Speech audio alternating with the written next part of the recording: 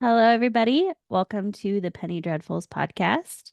I'm Jackie and I like to read. Um, Probably not surprising since this is a book review podcast. Oh, fun fact about me, I have narcolepsy, so that's fun. I sleep a lot. Officially the nap queen. What else? Everybody else is just a I'm nap married. poser. I have a kid. Yeah. Anybody else that has anything that says nap queen, you have to send it to me. Legally, I'm pretty We need sure. I have the crown legally. I'm Okay, confiscating all your goods. What else? My favorite is the chocolate chip cookie dough. that's a good one. That's all O- you need to know. That's all you Okay. get. Well, my name's Izzy. I'm currently a creative writing fiction major at the University of Nevada, Reno. There's a lot of students there, like 25,000, so good luck finding me. My favorite ice cream is cookies and cream because I'm not a weirdo that likes cookie dough. Yeah, you're just simple. Can't go wrong with good cookies and cream. I'm also married, but during the podcast, when we review these books, half of my degree is literature and literary theory. So that's probably where I will be drawing from. So, I at least have a little bit of background information and knowledge. So, yeah, that's me. Hi. If I sound smart, that's an accident. You should all know now. And we saved the worst host for last. Boo.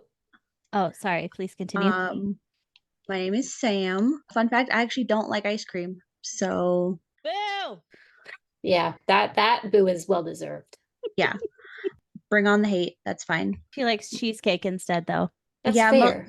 most of it is I'm lactose intolerant and ice cream hates me. So I am not married, but am recently engaged. So I'm a professional writing major, which is different than Izzy's major because her major is fun. Yeah. And mine is more science based. I'm probably going to be a little more critical of the way things are written rather than the content. Just keep that in mind. I love to read. I will read just about every genre, but I will critique it and destroy it. Boo. I know. That's why I'm the worst host. I'm just here for fun. Okay. Now if I can continue, You may. this week Also, we Izzy is the oldest child, as you can probably tell. Oh my God. Shut up. Shut up. No, I'm just kidding. I'll cut that part We're out. all sisters, also, as you can probably tell, Yeah. unfortunately. We adopted Sammy and her sister into our family, and she adopted us into hers. So we kind of just Did we find them in the trash can, or did they find us in the trash can? Oh, I definitely found Sammy in the trash can, but I think Gabby might have found you in the trash can, so it was kind of weird. I think we just like mutually ended up in dumpsters and just happened to find each other and go, hey, We're you are just like, also trash. I am hi. And then trash. we just shake We're all hands. like swimming around in the dumpsters, like, This week we're talking about Circe by Madeline Miller. And to give some background, it's a fiction book. It's 433 pages, and it was first published in April of 2018. And this book is recommended by Sammy. So, Sammy, do you want to give us like a synopsis of the book and maybe why you wanted to read it? The reason I really wanted to read it, it's about Greek mythology. I love Greek mythology. I am also very much a female lead is always great. So it's obviously about Circe, who is one What? of the lesser known Greek mythology characters. Um so I thought that was really cool that people get to experience her in this like very new light. So I'm going to read the Goodreads synopsis. I had my own, but I feel like this one says it better. So all credit to Goodreads. In the house of Helios, god of sun and mightiest of Titans, a daughter is born. But Circe is a strange child, neither powerful like her father, nor viciously alluring like her mother. Turning to the world of mortals for companionship, she discovers that she does possess power, the power of witchcraft, can transform rivals into monsters and menace the gods themselves. Threatened, Zeus banishes her to a deserted island where she hones her occult craft, tames wild beasts, and crossed paths with many of the most famous figures in all mythology, including the Minotaur. Daedalus? How do you say that? That's how I pronounced it in my head. Uh, Actually, Dalius? it was more of a duh and then like a buzzing sound because I didn't know. Yeah, I'm gonna go with Daedalus because that's how I said it. So listeners politely correct me if I'm wrong. And his doomed son Icarus, the murderous Medea, and of course wily Odysseus. But there is danger too for a woman who stands alone, and Circe unwillingly draws the wrath of both men and gods, ultimately finding herself pitted against one of the most terrifying and vengeful of the Olympians.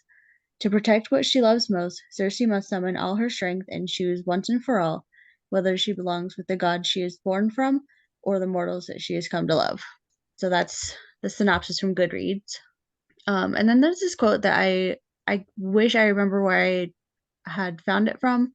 I found it a long time ago when I first found this book, but it says Circe is set in the Bronze Age, where gods, heroes, and monsters populate the world, and where women, even immortal ones, are often powerless. It's a good quote. And I mean, that does kind of fit the themes that I saw throughout the book, at least.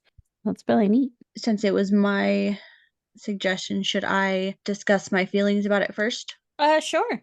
Okay. So this is the critical side of me. Oh, real quick, we should probably mention that this is going to be very spoiler heavy. Since we are doing a book review, we are going to discuss all aspects of the book, including any plot twists, the ending, and everything in between. I I do. was Can I start with a question before we get into what we thought of the book? Sure. yes, ma'am. I just want to know if you actually knew who Circe was before, like, did you know her story before you started reading? I knew of her. I knew she existed and that she was exiled and that she's associated with witchcraft, which is how I heard about her actually because I do practice witchcraft, but that's really kind of all I knew about her. I knew that she was mentioned in the Odyssey and the Iliad. I'm not sure specifically which one, but all the readings of the Odyssey and the Iliad that I've had to do has been for class because, oh my God, was it hard to read? And those have been like very, very honed down and picked sections of those that didn't necessarily mention Circe. So I Those knew she was in there, but those not books how. aren't ones that you read for pleasure like No. anymore. Nope. Nobody sits down with either of those books and they're just like a little light reading. Did you know about her, Jackie? No, but I found myself really, really wanting to Google the story as I read. I had to like physically stop my like put my phone away a couple of times because I'm like, no, it'll ruin the story. But I think the story would feel very different if I had went into it knowing anything about this character.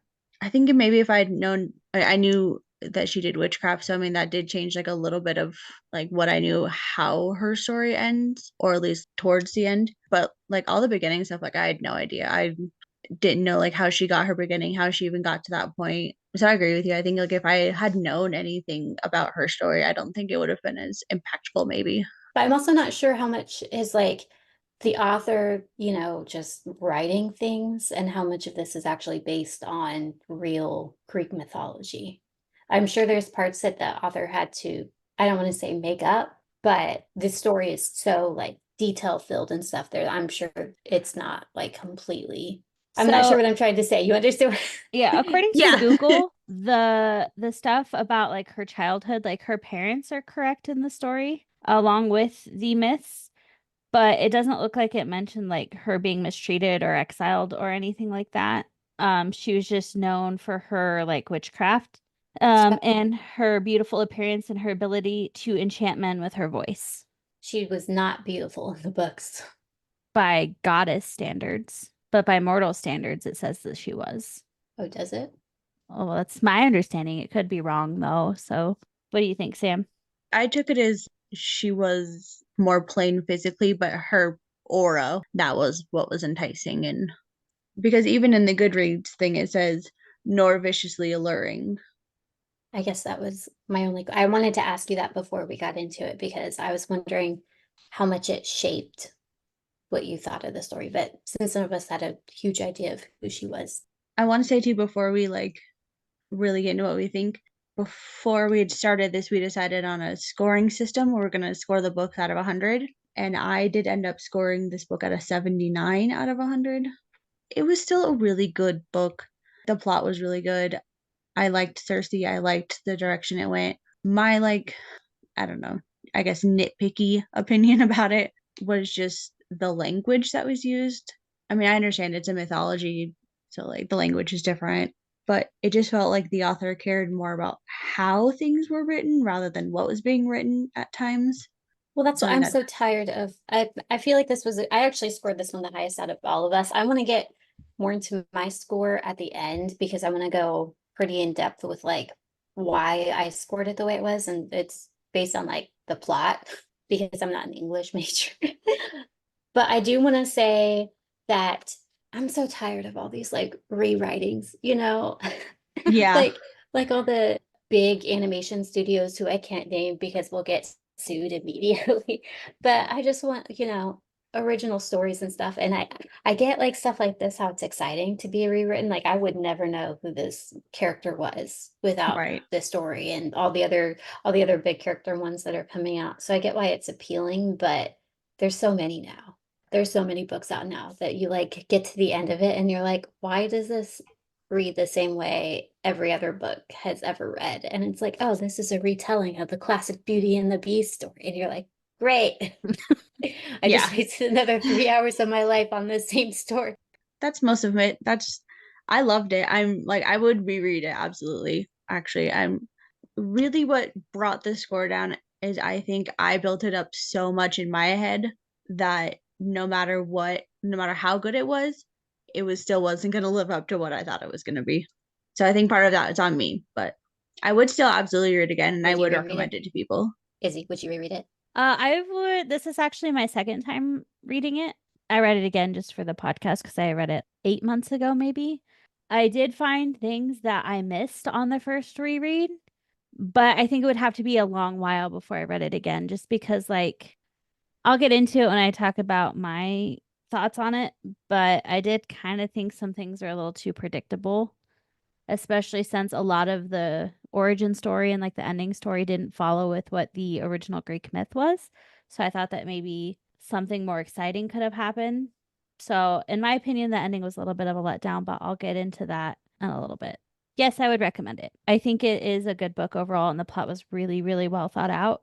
I will give a couple caveats when I get to my spot because there's a couple glaring issues I had with the book itself. But yes, I think that I would recommend it for a light read, especially if people are interested in Greek mythology. I think that that follows it really well. That's pretty much all my opinions on it, I think. So we can just jump into Okay, your thoughts.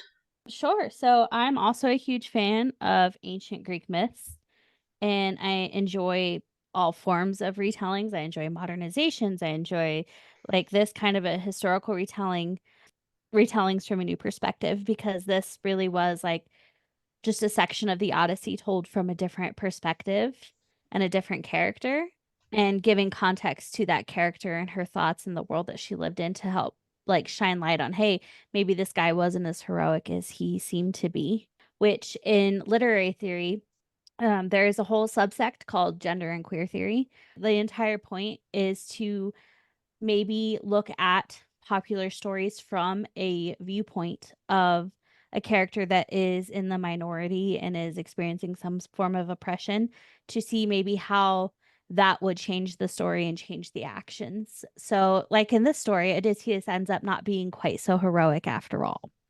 I did think that the I don't character, know. But when he gets home, his actions maybe weren't heroic. right. But when he first meets her at the island, would you agree that he was still like I heroic then? I think so, but I do think that there is an element of maybe like rose-colored glasses and an unreliable narrator.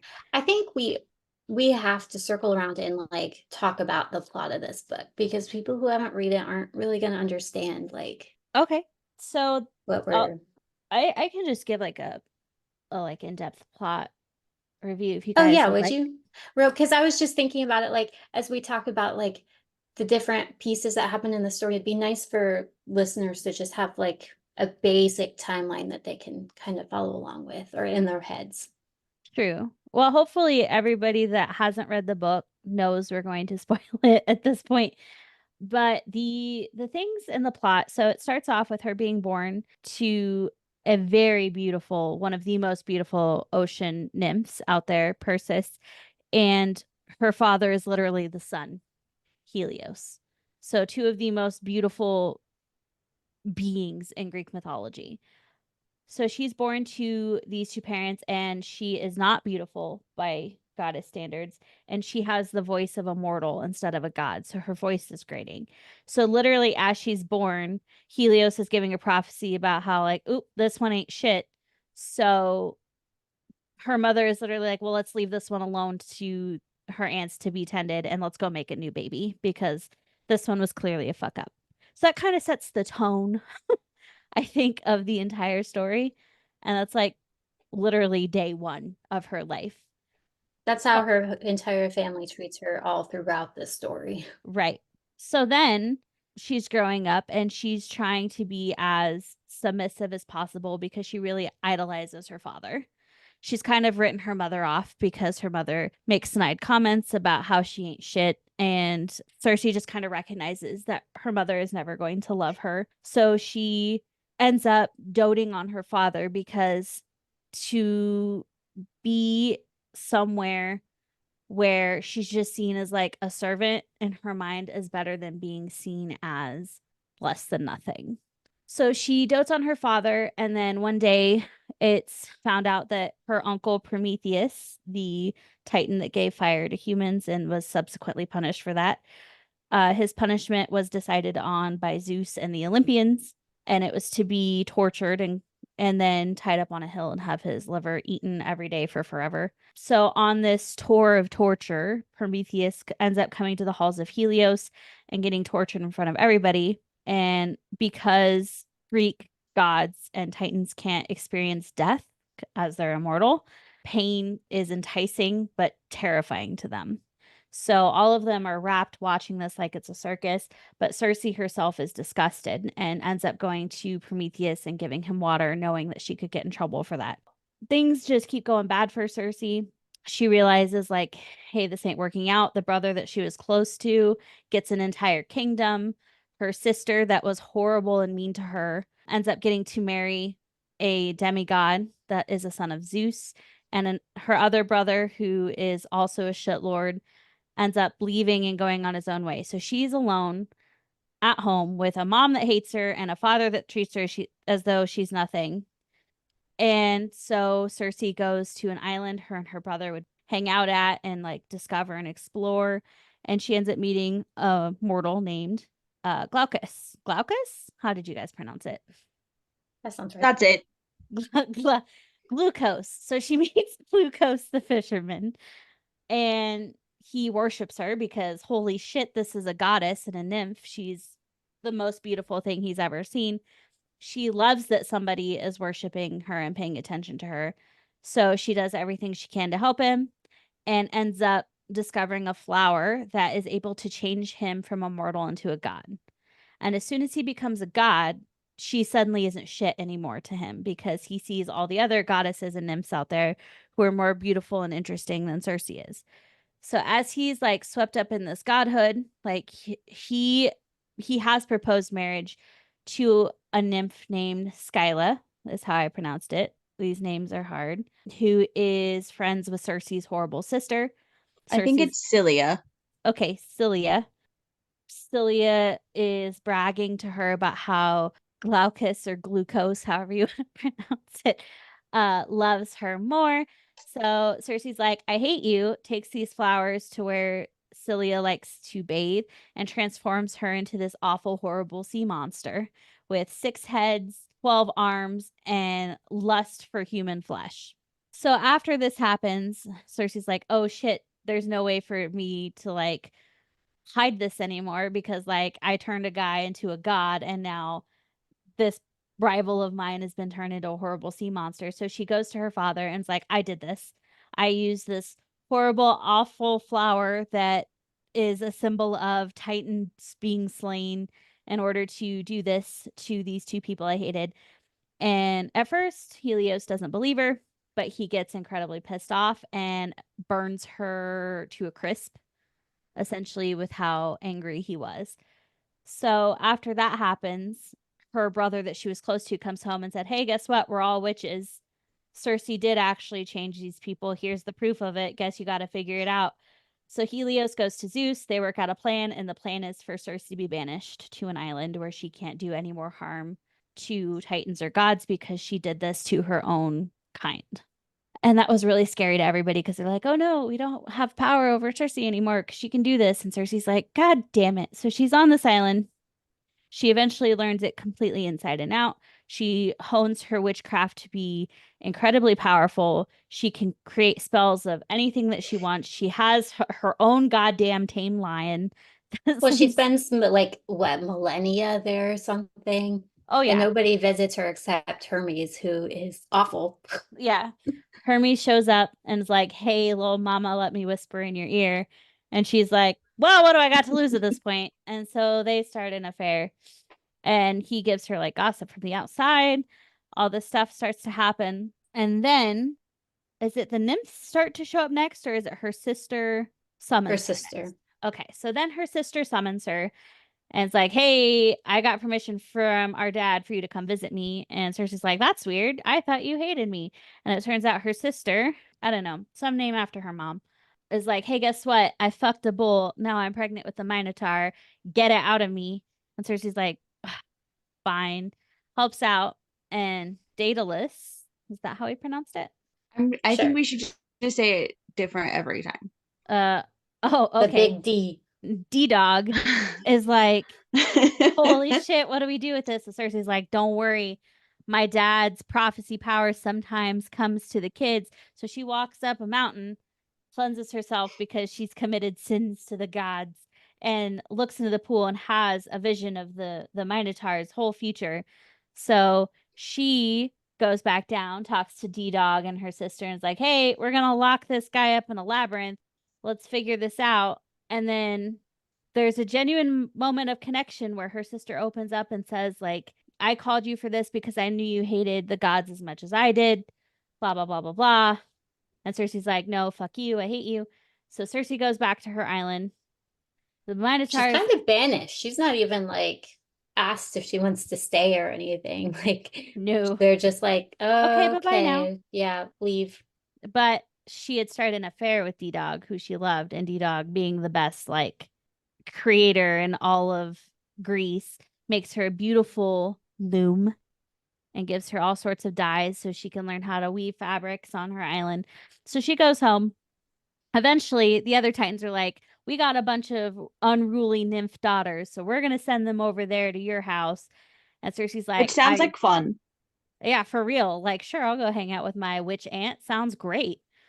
She's gonna teach me how to hook up with an Olympian and do magic. Get wrecked." But Cersei's like, "I hate that you're here. Don't ever be in the same room as me. I don't ever want to see you." And they're like, "Cool, sounds great. I'll just be here for like the year I'm scheduled to be and then go." Like the first one she got did have a nasty, nasty attitude. True. So not True. like completely unreasonable. Reading it, you're like, yeah, don't talk to me. Like you did not blame Cersei at all. Nymphs start to show up. She's like, "Don't ever be in the same room with me." So they kind of just flit around the edges, but they're there. And then ships start coming ashore on her island, and they are filled with crews of men for the most part. Some, not always. I think it's like 80% of the time. They're filled with men who, like, when they realize she is a single woman on this island and it's just her, want to rob her and rape her, all this stuff. So she learns how, through her magic, to transform them into pigs and then keeps them on her island. So she keeps doing this as years go by. And then one day, Odysseus and the homies land on the island. And the homies go in and they start being all shitty like most of the other crews are. So she turns them into pigs. And then Odysseus comes days later and he's like, "Hey, I'm Odysseus. It's very nice to meet you. Have you seen my crew anywhere?" And he's conspicuously not eating or drinking anything. And then he is carrying an herb that his dad or somewhere in his line, Hermes is a contributor to his genetic pool. And Hermes had told him, like, hey, carry this herb moly on you and she can't harm you. So that's what he's doing. So they're at a stalemate. And then throughout their conversation, she realizes, hey, I kind of like this dude. He's all right. Okay, fine, I'll release your crew. And she unturns them from pigs. And then for a year, they stay on her island where she makes sure they're fed. They have as much drink as they want. She takes Odysseus as her lover while they rest and recuperate from their long journey. And then she is given a vision on where they have to go after this by Apollo. Is this when Apollo shows up? Yeah, that's Apollo. They have to go to the land of the dead and then come back and all this stuff. So she tells them after a year, they go on their merry way.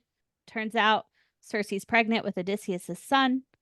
Kind of on purpose. Yeah, on Is purpose. She intentionally stopped taking her quote unquote birth control because she said, it says in the book that she wanted something that was her own.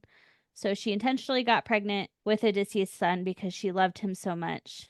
But they go on their merry way. He's going back to his wife and son in Ithaca. So she stays there. She starts to go into labor with the baby, and the baby's not coming. So she recognizes during her labor period that there is a powerful god or goddess that is preventing her baby from being born. So she, just like with the Minotaur, gives herself a C-section, girl power. She has her baby, and throughout the baby's early days, first few months, like there are just multiple things that keep happening that are trying to kill the baby, like swarms and swarms and swarms of bugs, dishes falling on top of the baby or trying to. So she has to be ever vigilant. And then Athena shows up and is like, hey, I need to kill your baby. And she's like, no, you can't kill my baby. And she's like, I'll send another man here that's even better than Odysseus to give you a new baby, but that one's got to go. And I can't tell you why. And Circe's like, I wasn't born yesterday. I know that if you haven't just outright killed him already and taken him from me, like there's a reason. His fate is important. Get wrecked. I'm keeping my baby. So she develops like this very strong, powerful spells, two of them. One that if anything tries to harm her son, the entire island, bugs, animals, plants, everything will attack. And the second one is to shield it from all gods except for gods of death. So this all happens. She raises her son. Her son's getting stir crazy. He's like, listen, dog. I really need to go meet my dad. The last crew that came taught me how to make a ship. I made a ship. You got to do this for me. I'm not going to live here anymore. And Circe's like, well, if you're going to go, you might as well be protected from Athena. Now, granted, she was not happy about it. This is just a very condensed version. So she walks into the ocean to one of the oldest beasts of all time that has venom powerful enough to kill any mortal that touches it or cause a god to be in pain forever. She's like, hey, give me that fin. I need to protect my son. And the beast is like, all right, but you have to sting yourself with it first. And she's like, well, that sounds sucky, but I'll do it to keep my son safe. And he just gives her the fin. She takes it back with her, puts it on a spear without having to touch it. It says, if Athena or anybody gets close to you, stab them with a spear. It should be enough to keep her away, but you never know. So her son leaves. She's devastated. And then instead of being after the winter season in 2 weeks, her son comes back and she sees her ship and she's like, oh, well, I'm so happy he's home, but this is bad news. The bad news is when her son got off, he had Odysseus's wife and other son with him. So Penelope and I forgot his name, but his son. And turns out her son killed Odysseus, brought these two back because Athena was looking for Penelope's son. So all of this stuff happens. Eventually, Athena comes and says, hey, I'm going to make you my new champion. Just come with me. Everything will be fine. I'm no longer interested in killing your son, Circe, so we can get this all settled. Circe's son ends up becoming the champion for Athena and getting a powerful, wealthy kingdom and leaving the island. Meanwhile, Circe ends up hooking up with Penelope's son, which is kind of icky because he's the son of Odysseus, who was her lover, the father of her child. but we'll get into that in a bit.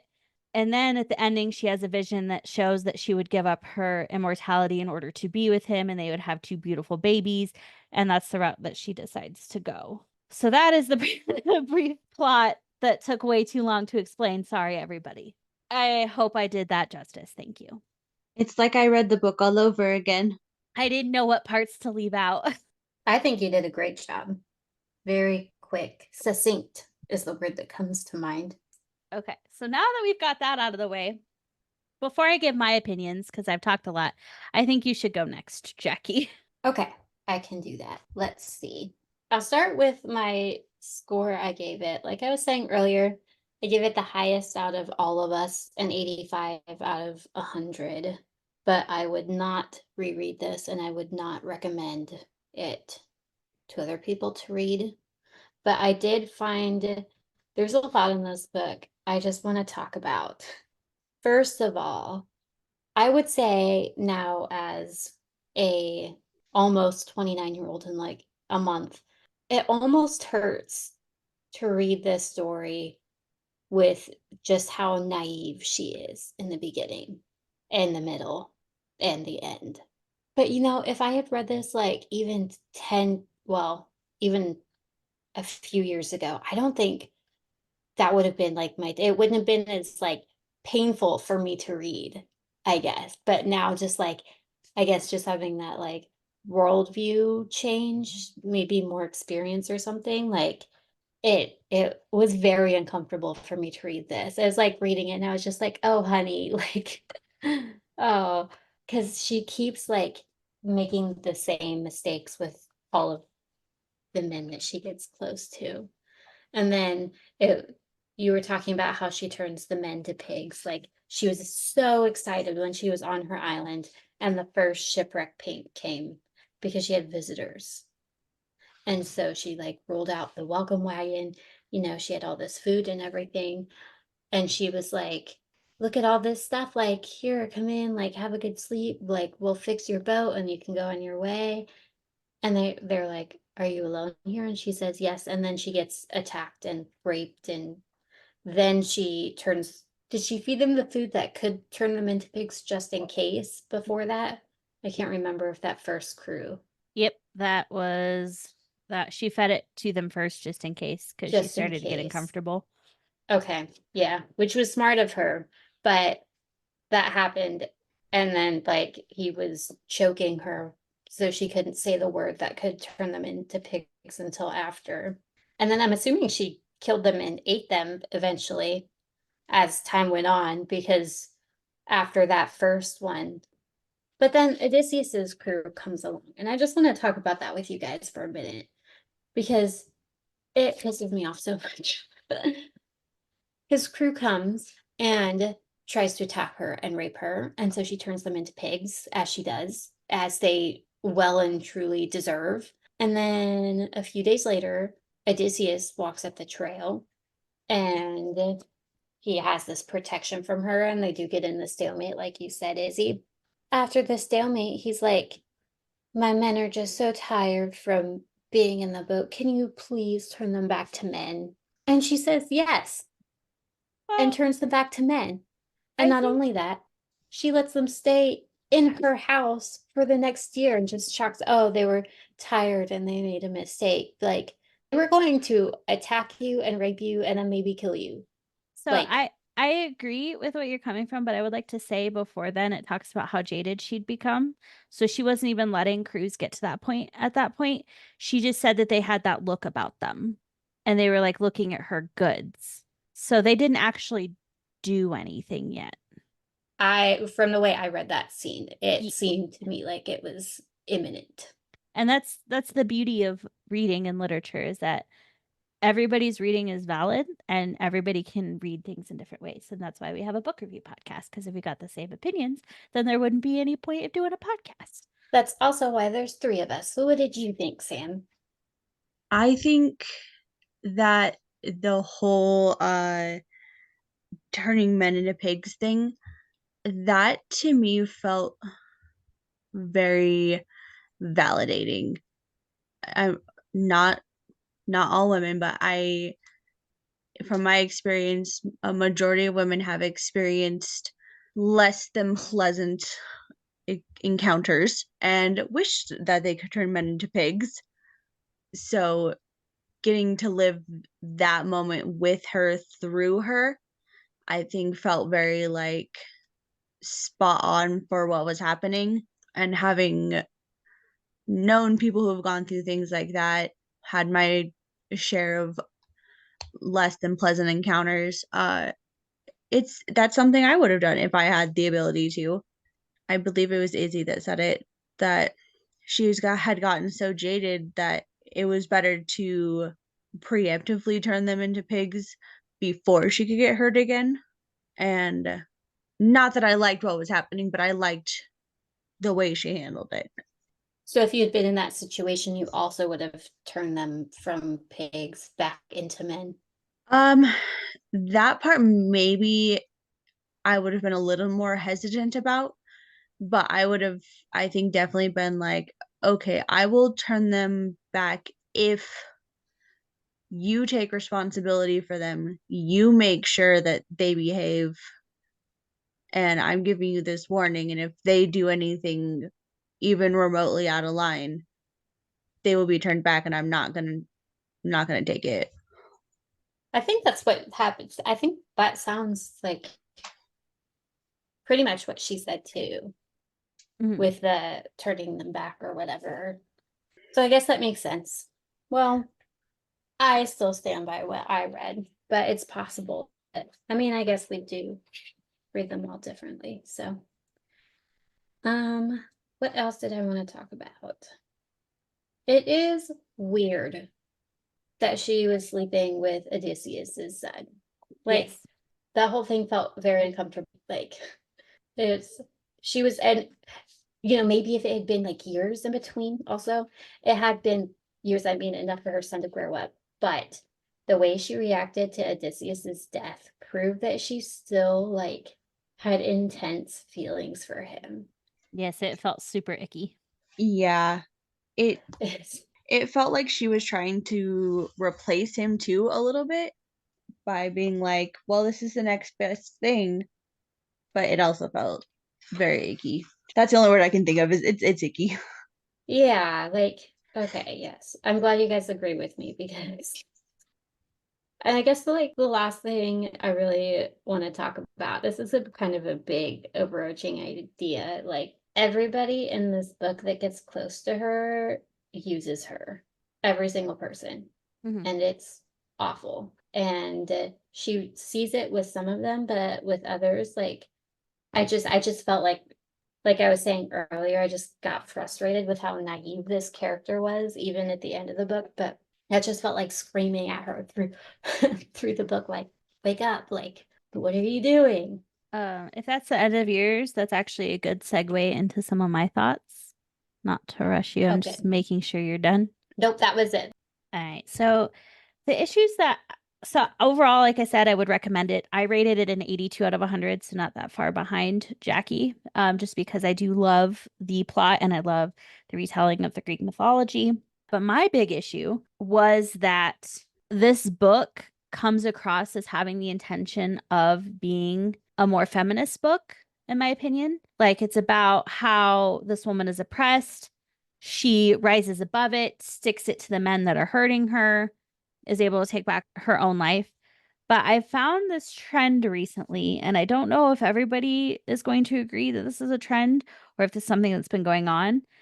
But I do not think you can have a feminist book if every female that she meets, she writes off and doesn't get along with.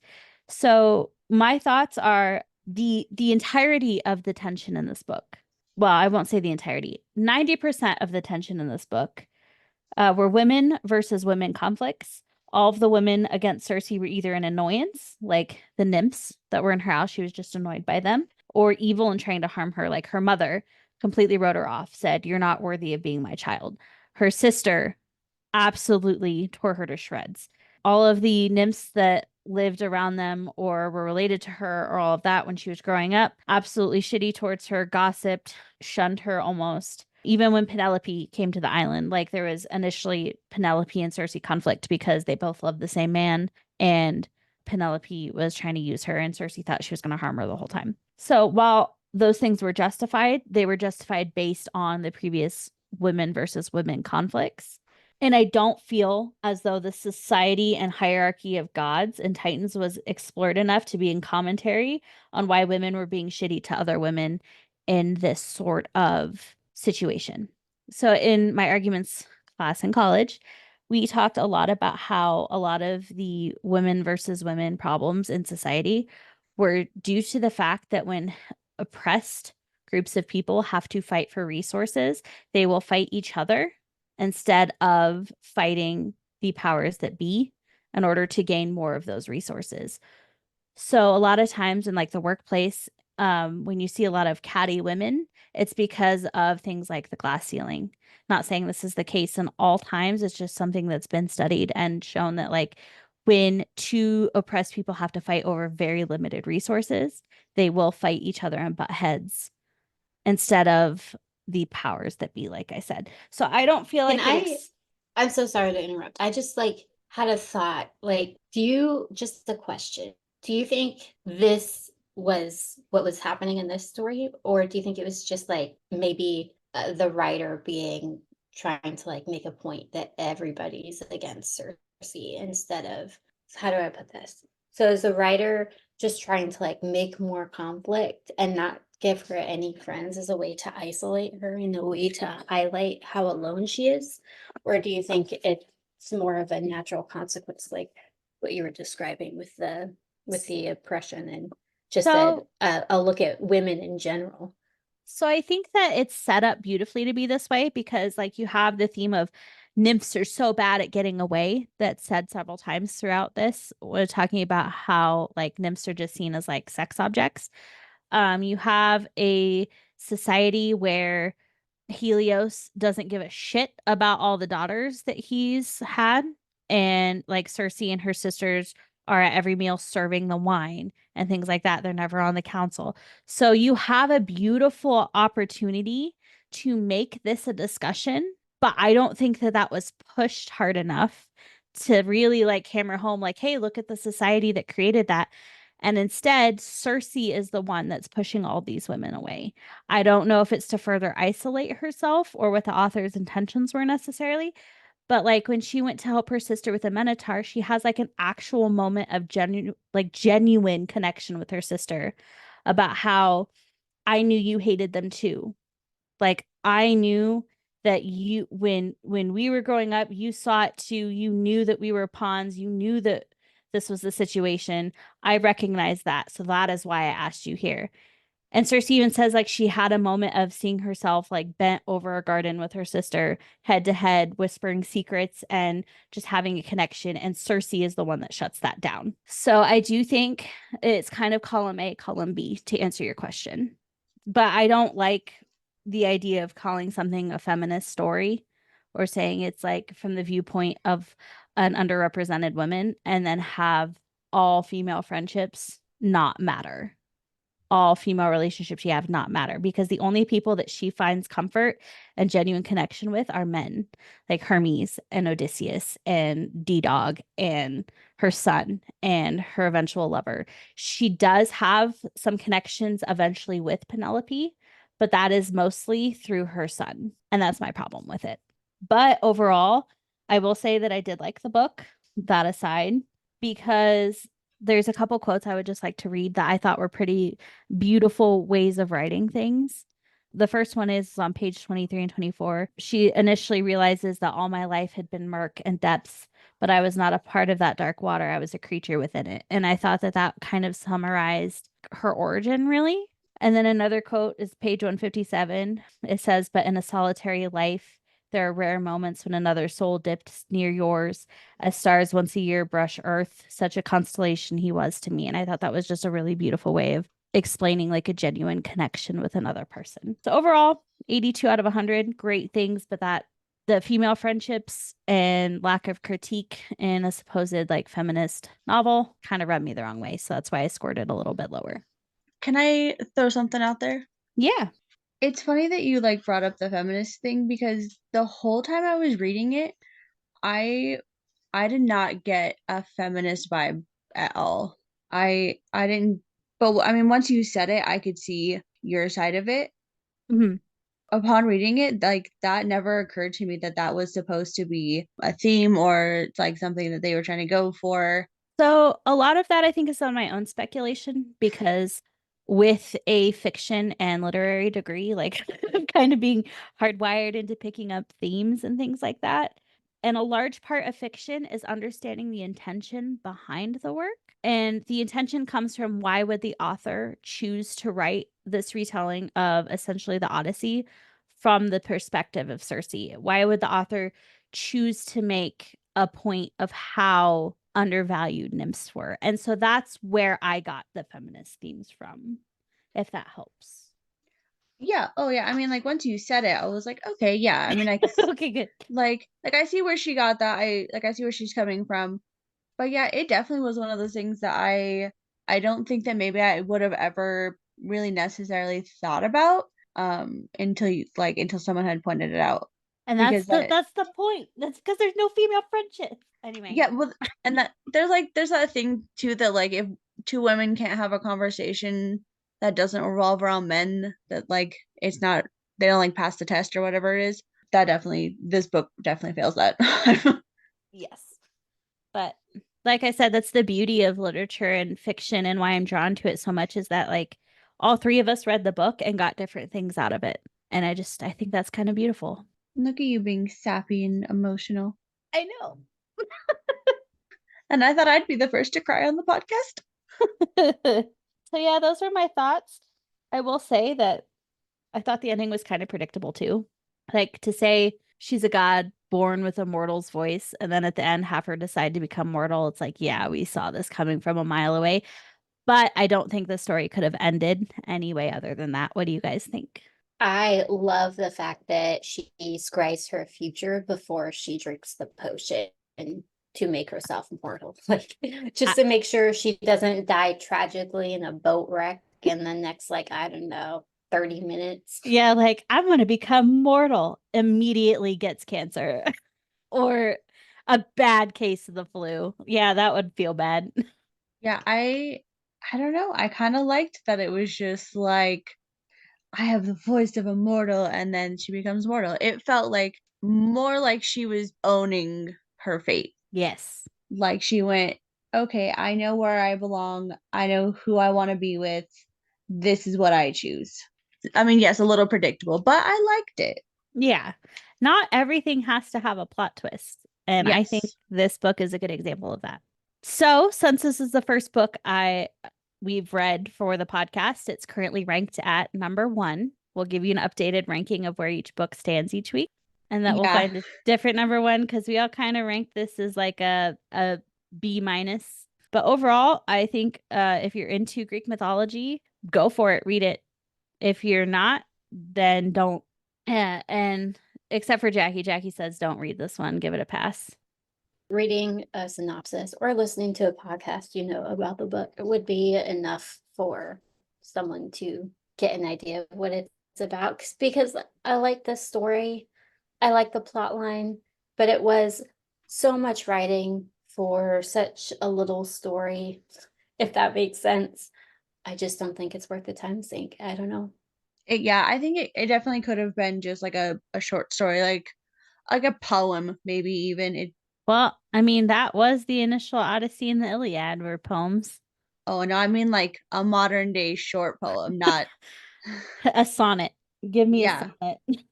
yeah. I Circe, want oppressed, became mortal, the end. yeah, like give me like 10 words. What are those? Oh my God, why am I blanking what they're called? Haiku. Thank you. Yes. Give me a haiku. If anybody wants to write in to us with a haiku, our Gmail is pennydreadfulspodcast@gmail.com. And since this is the first episode, we'd love to know your thoughts because any critique is a good critique and will help us improve in the future. As long as you're nice, don't be mean. I will cry. And we have a Goodreads group as well you can join called the Penny Dreadfuls Podcast. And we haven't really started social media yet. I think that's something we got to talk about further. But if we do, we'll let you know. Also, we're always looking for book recommendations. Drop us a link. Yeah, send us an email. Absolutely. We are not constricted to any genre, so don't feel like just because we talked about this kind first that we're not open to other things. No, I think in the first grouping, we're mostly doing horror and thriller. That's just because that's, I think, what we're all just drawn to. But we've got some feel-good books in there. I'm down with historical fiction. I'm down with even nonfiction, short stories, anything. I think we have a fairly good mix, but we could definitely use more. So don't feel afraid to throw in a cheesy romance or something. I might judge you, but I'll still read it. All right, goodbye now. I don't know what to say. Have a nice day. Have a nice life, everyone. Well, hold on. That's permanence. Just day. Have a good day. Have a good week. We'll be weekly. We'll see you next week. Wait. What we have to do, we have to say our next book. Oh, yes. We want to give you guys the opportunity to read the next book with us. So for our next episode, you'll know as much about the book as we do. You already have your thoughts and opinions. You can agree or disagree with us as we go through it. And tell us your thoughts on it too, because I would like So- to know if everyone's reading kind of matched ours or was a little different. You can tell us on that Goodreads page. Yeah, let's do polls. I want to know what people about the pig situation. I would not have given those guys a second chance. I would have told Odysseus to get the shit off my island. Okay, are you saying It's Andrea Ask for or Andrea by Andrea. I'm really I've been bad saying Andrea. The name audiobook I listened pronunciations. to Okay. said Andrea, so I don't know. Andrea. Andrea. Ask for Andrea by Noel Ihili. Yeah, and have a nice week. Jackie, stop the recording.